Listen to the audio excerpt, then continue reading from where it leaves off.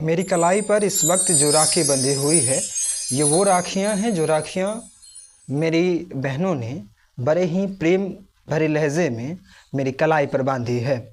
और ये राखियाँ मुझे मेरी जिम्मेदारियों का एहसास करवाती है कि और यह बताती है साथ ही साथ कि रक्षाबंधन एक धागों का एक ऐसा त्यौहार है जिसके महत्व को जितने शब्दों में व्याख्यात की जाए शायद वह कम ही प्रतीत होंगी। ऐसा इसलिए क्योंकि राखी के इन धागों में जो प्रेम समाहित है, एक भाई का अपनी बहन के प्रति और एक बहन का अपने भाई के प्रति, उसकी व्याख्या शब्दों में कतई संभव नहीं है।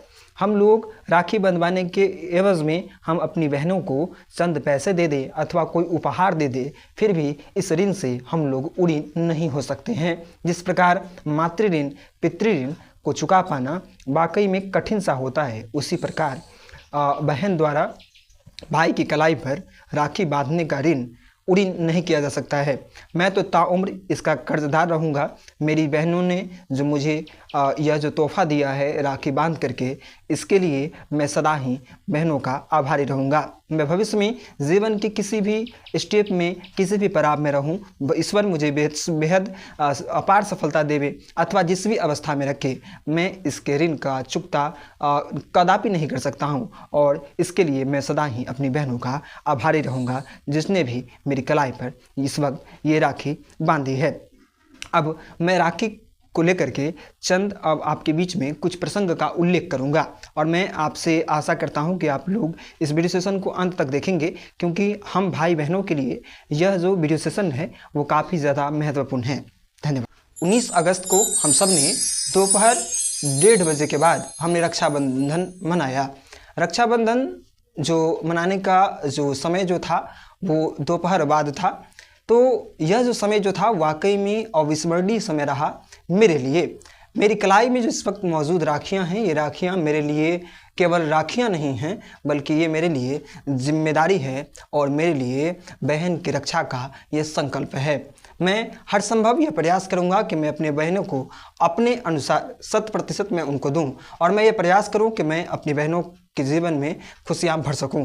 माँ सरस्वती भगवती से और विघ्नहर्ता गणेश जी से प्रार्थना करता हूं कि मेरी जितनी भी बहनें जिन्होंने मेरी कलाई पर यह राखी बांधी और जिन्होंने नहीं भी बांधी, उन सभी बहनों के लिए मैं प्रार्थना करता हूं कि उन बहनों की आयु लंबी हो, क्योंकि बहनों की आयु जब लंबी होगी, जब भाइयों की आयु लंबी होगी, तो यह रक्षाबंधन का पर्व भी जो है वो अमर रहेगा। यह बात पूर्णतः सत्य है। रक्षाबंधन एक पर्व नहीं है, बल्कि एक ऐसा उत्सव है जिस उत्सव में हम लोग कहने का तात्पर्य बहनें और भाई एक उम्मीद के साथ एक दूसरे की कलाई को कहीं न कहीं कलाइयों पर रक्षा का बंधन बांधते हैं और इस उम्मीद से कि कहीं न कहीं बहनें इस उम्मीद से भाई की कलाई पर राखी बांधती है कि मेरा भाई मुझे बेशक कुछ उपहार स्वरूप दे अथवा न दे, मगर मुझे एक वचन दे कि वह सदा मेरी माँ का ख्याल रखेगा। बहनों को कहीं न कहीं वैसी बहनें जो कि सकारात्मक विचारों से ओतप्रोत होती हैं, वह बहनें इस लोभ में भाई की कलाई पर राखी बांधती है कि यदि मेरा सही सलामत रहेगा तो मुझसे अच्छा संबंध रखेगा और मेरी माँ भी खुशी संपन्न रहेगी। क्योंकि माँ और पिताजी की देखरेख करने वाला शख्स, बेटियां तो विदा होकर के अपने घर चली जाती हैं, तो भाइयों के ऊपर माता पिता की देखरेख की जिम्मेदारी आती है। तो भाई यदि सलामत होगा तो निश्चित रूप से माँ की सलामती भी तंदुरुस्त रहेगी, पिता भी सुरक्षित रहेंगे। तो इस उम्मीद से रक्षाबंधन के दिन बहनें जो हैं वो भाई की कलाई पर जब राखी बांध रही होती हैं तो ईश्वर से यह प्रार्थना करती हैं कि हे ईश्वर, मेरे भाई को सही सलामत रखना, क्योंकि जब मेरा भाई सलामत रहेगा तो मेरी माँ भी सदा सलामत रहेगी। तो ये सारी कुछ बातें होती हैं जो भाई की कलाई पर राखी बांधने वक्त में बहनें सोचती है। और भाई को भी केवल रक्षाबंधन के दिन राखी बंधवा ही नहीं लेना चाहिए। यह रक्षाबंधन केवल इसलिए नहीं मनाया जाता है कि बहनें आपकी कलाई पर राखी बांध देती हैं और आप मिष्ठान ग्रहण कर लेते हैं और आप अपनी जेब से चंद रुपए निकाल करके दे देते हैं, अथवा आपकी माँ जो है वो आपके हिस्से का जो उपहार जो है वो आपकी बहन को दे देती है। केवल इतना तक ही इस पर्व की गरिमा को नहीं रखिए। इस पर्व की अत्यंत गरिमा है। इस पर्व के महत्व की व्याख्या जितने शब्दों में की जाए, जितने मिनट की वीडियो बना दी जाए और रामायण जितनी मोटी पुस्तक इस पर्व को लेकर के लिख दी जाए शायद वह कम ही प्रतीत होंगी। ऐसा इसलिए क्योंकि यह पर्व जो है वो वाकई में एक ऐसा पर्व है जो कि जिसकी व्याख्या जो है वो अवर्णनीय है, अकथनीय है।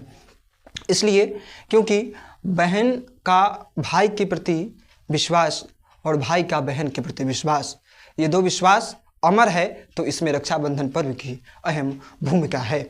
यह एक ऐसा पवित्र पर्व है जिसकी जितनी प्रशंसा की जाए शायद वह कम ही होंगी और कलम की रफ्तार जो होगी शायद वह बौनी ही प्रतीत होंगी।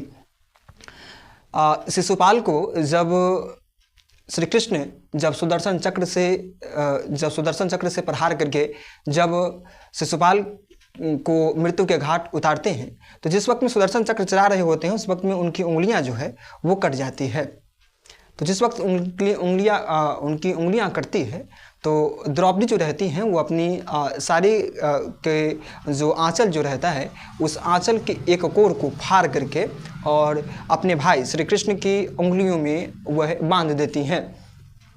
समय गुजरता है, वह घाव श्री कृष्ण जी का ठीक हो जाता है, मगर उस पर दाग जो है उस पर वो रह जाता है, क्योंकि घाव समाप्त होने के उपरांत भी जो कटा हुआ जो अंग होता है उस पर जो दाग जो है वह रह ही जाता है।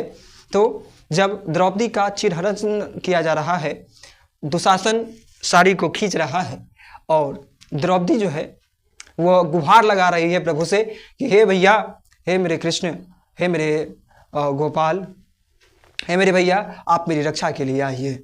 और श्री कृष्ण जिस अवस्था में रहते हैं, जिस प्रकार श्री कृष्ण ज्यों ही सुनते हैं कि सुदामा मेरी कुटिया के करीब आ चुका है, तो श्री कृष्ण अपना सुध-बुध खो करके अपना कहीं न कहीं पूर्णतः अपना सब कुछ समर्पण के भाव से वो राजगद्दी पर जो बैठे रहते हैं, तो जो भागते हैं ठीक उसी प्रकार श्री कृष्ण उस दिन भागते हैं। श्री कृष्ण का वाहन जो है वो गरुड़ भी उनके पीछे रह जाता है। गरुड़ की ऐसी मान्यता है जो गरुड़ की जो बुद्धि जो होती है वो मन से भी तेज होती है।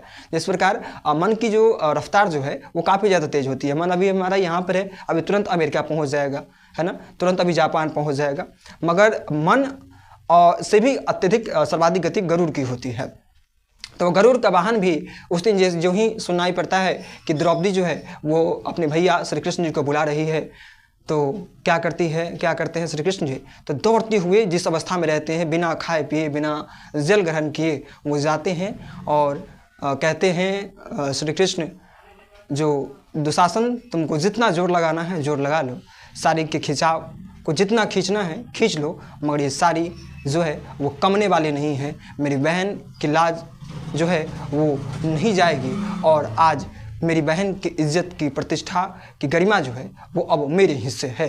और दुशासन साड़ी को खींचता जाता है, जितना साड़ी खींचता है उतनी ही साड़ी की लंबाई बढ़ती जाती है। और श्री कृष्ण जो है जब तब कहते हैं द्रौपदी से कि देखी बहना, तुमने मुझे जो उस दिन जो मेरा रक्त जो बह रहा था उस पर तुमने आंचल से मेरी उंगलियों पर जो तुमने पट्टी बांधी थी उस पट्टी का कर्ज आज मैंने अदा किया है।